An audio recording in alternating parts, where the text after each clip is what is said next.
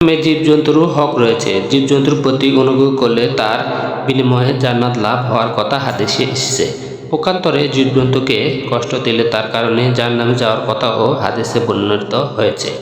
বুখারী শরীফে এক হাদিসে এসেছে, বনী ইসরায়েলের এক বেশ্যা নারী একটা পিপাসা কার্ত কুকুরকে দেখল যে কুকুরটি পানির পিপাসায় একটা কুয়ার কাছে দাঁড়িয়ে ভিজা কাদা চাটছে।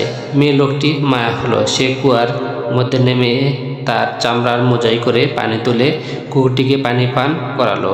এই পানি পান করানোর কারণে আল্লাহ তাআলা তার প্রতি এত খুশি হলো যে তার জন্য জান্নাতের ফয়সালা করলেন।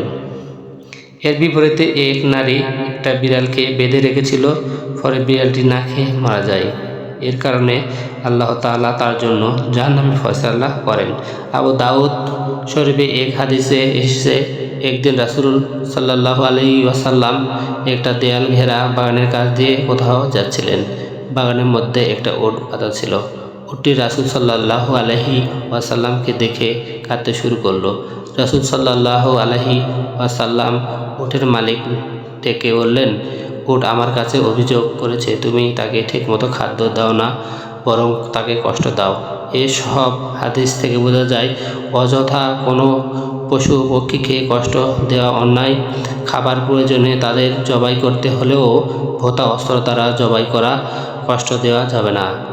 যে সব পশুর দ্বারা কাজ নেওয়া হয় তাদের শক্তির চেয়ে অতিরিক্ত কাজ নেওয়া যাবে না। নিষ্ঠুরভাবে জীবজন্তুকে প্রহার করা যাবে না। জীবজন্তুর প্রতি নিষ্ঠুরতা নয়, বরং আল্লাহর মাখলুক হিসাবে তাদের প্রতিও ভালোবাসা চাই।